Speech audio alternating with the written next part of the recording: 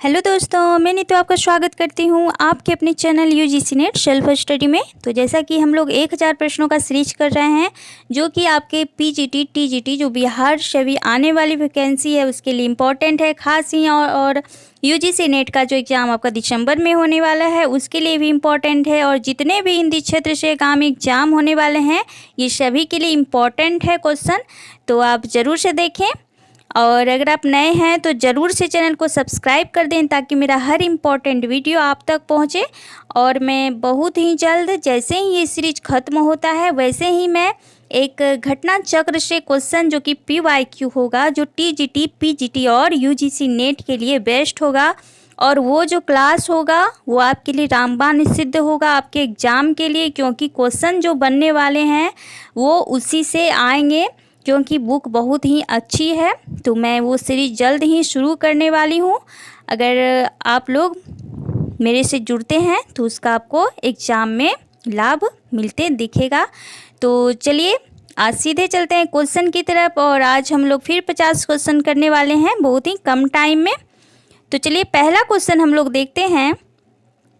पहला क्वेश्चन है कि मतवाला पत्र का प्रकाशन कहाँ से होता था? तो ये कोलकाता से होता था। मतीराम की प्रसिद्धि का आधार स्तंभ कौन सा ग्रंथ है? तो वो रसराज है, जो कि मतीराम का आधार ग्रंथ है, यानी उनकी प्रसिद्धि का आधार रहा है। आगे है कि मधुकर के रेखा चित्र विशेषांक 1946 का संपादन किसने किया था? तो वो बनारसी दास चतुर्वेदी ने किया था। आगे क्वेश्चन है कि मधुशाला किस विधा की रचना है? तो ये कविता है। और किसकी है? तो हरिवंश राय बच्चन जी की है। और कब की है? तो 1936 ईस्वी की है। 36 ईस्वी की है। आगे देखते हैं कि मध्यकाल में राजकाज की भाषा के रूप में किस भाषा को मान्यता मिली हुई थी? तो ये फारसी भाषा थी मध्यकाल में। आगे देखते हैं कि मन की चंचलता कहानी किस लेखक की है? तो ये माधव प्रसाद मिश्र की कहानी है। आगे देखते हैं कि मनुष्यों की मुक्ति की तरह कविता की भी मुक्ति होती है। तो ये कथन किसका है? तो ये निराला, जो कि मुक्तक छंद के प्रवर्तक माने जाते हैं। ठीक है, मुक्त छंद के प्रवर्तक निराला जी माने जाते हैं। आगे है कि मनु भंडारी की किस कहानी में नौकरी करती परिवार के लिए मरती खपती लड़की के टूट जाने का दर्द उकेरा गया है? तो ये है ए खाने आकाश नाई, और इस पे मूवी भी बनी हुई है शबाना आजमी का। आगे है कि मनमथनाथ गुप्त की संस्मरणात्मक कृति कौन सी है? तो क्रांति युग के संस्मरण। आगे है कि मराठी भाषा में वर्ष 1881 से प्रारंभ हुए केसरी पत्र के संपादक कौन थे? तो लोकमान्य तिलक जी थे। आगे है कि मलिक मोहम्मद जैसी की रचना पद्मावत किस भाषा में लिखी गई है? तो ये अवधी भाषा थी और 1540 ईस्वी में ये लिखी गई है। आगे क्वेश्चन है कि महात्मा गांधी हिंदी साहित्य सम्मेलन के सभापति कब बने थे? तो ये 1918 में बने हुए थे। आगे है कि महादेवी वर्मा का जन्म कहाँ हुआ था? तो ये फर्रुखाबाद में हुआ था। अगला क्वेश्चन है कि महादेवी वर्मा की यामा में कितनी कृतियां सम्मिलित है? तो ये 4 था, 4 कृतियां उनकी सम्मिलित है। महादेवी वर्मा को उनकी किस कृति पर भारतीय ज्ञानपीठ पुरस्कार मिला था? तो यही यामा थी जिनमें 4 कृतियां संकलित है। आगे है कि महादेवी वर्मा ने हिंदी के प्रचार प्रसार के लिए किस संस्था की स्थापना प्रयाग में की थी? तो ये साहित्यकार संसद जो अकादमी था उसका स्थापना उन्होंने किया था। आगे है कि महाप्राण की उपाधि किस कवि के नाम के साथ जोड़ी जाती है? तो ये सूर्यकांत त्रिपाठी निराला, जिसे महाप्राण निराला भी कहा जाता है। अगला क्वेश्चन है कि महाभारत काल की पृष्ठभूमि पर वर्तमान युग के परिवेश को चित्रित करने वाली कृति कौन सी है? तो ये अंधा युग है, जो कि धर्म भारती की है। और महाभारत के 18वें दिन का इसमें वर्णन किया गया है। अगला क्वेश्चन है कि महाभोज किसकी रचना है? तो ये मनु भंडारी जी की रचना है 1979 की। ठीक है। अगला क्वेश्चन है कि महावीर प्रसाद द्विवेदी के किस निबंध में व्यंग्य शैली प्रभावी रही है? तो ये है म्यूनिसिपैलिटी के कारनामे।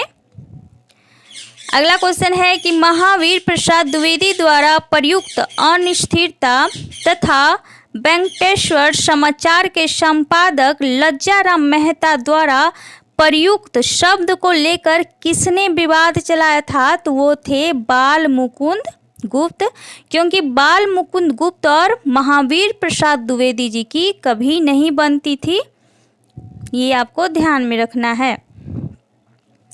अगला क्वेश्चन है कि माखनलाल चतुर्वेदी को किस रचना पर साहित्य अकादमी पुरस्कार मिला था? तो वो था हिम तरंगिनी। अगले क्वेश्चन पे ध्यान देते हैं और इसकी रचना की बात करें तो ये 1949 ईस्वी की रचना है। अगला क्वेश्चन है कि माटी की मूर्ति किस लेखक की रचना है? तो रामवृक्ष बेनीपुरी जी की है। अगला क्वेश्चन है माधव राजप्रे की किस कहानी की चर्चा हिंदी की पहली कहानी के संदर्भ में की जाती है?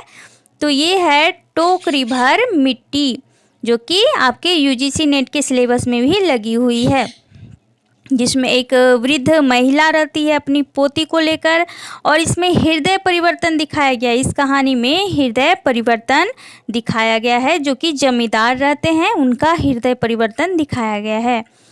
अगले क्वेश्चन को देखते हैं कि माधवी माधव का मदन मोहनी उपन्यास के लेखक कौन है?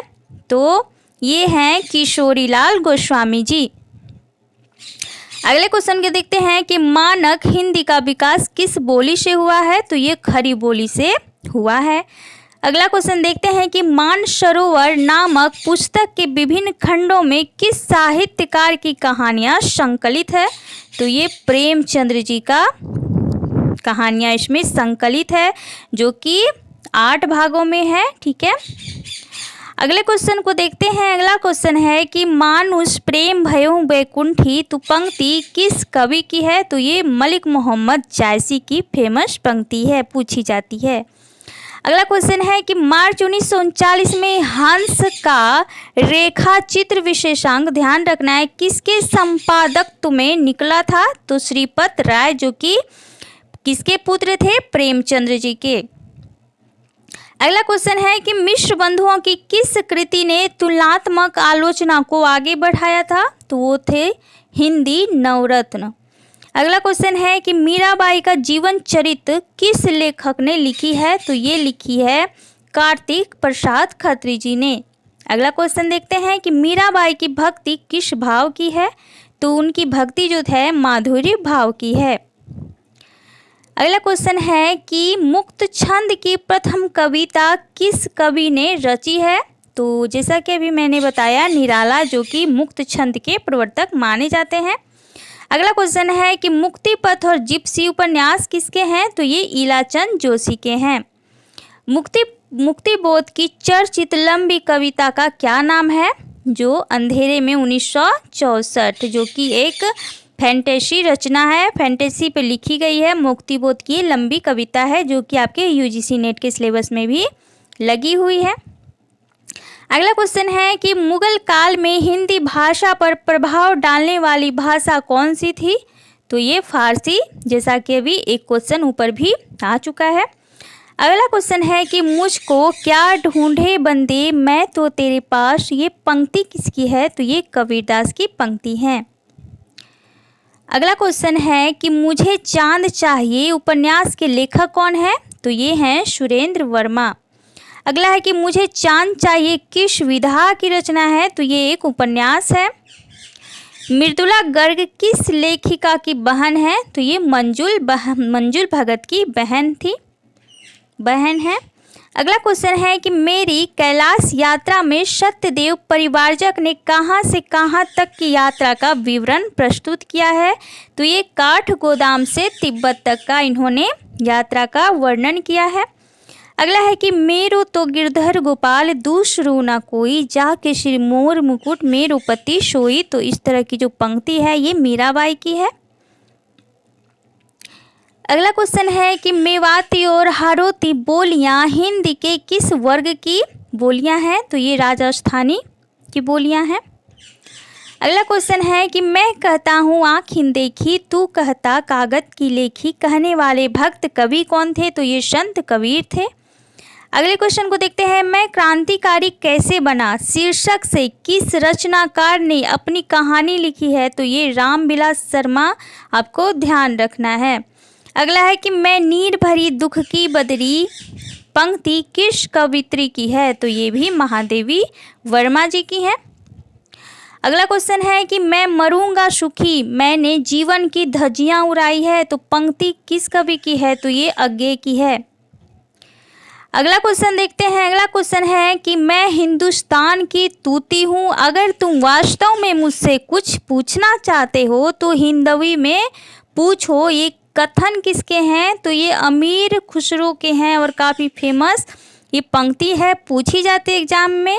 तो आज हम लोगों ने टोटल 50 क्वेश्चन देखे हैं और आज के लिए बस इतना ही। Thank you so much. आगे मैं कंटिन्यू लेकर आती रहूँगी, जुड़े रहें मेरे साथ। Thank you so much. अगर मेरे चैनल पर नए हैं तो ज़रूर से इस चैनल को सब्सक्राइब कर दें, शेयर भी कर दें। थैंक यू सो मच दोस्त।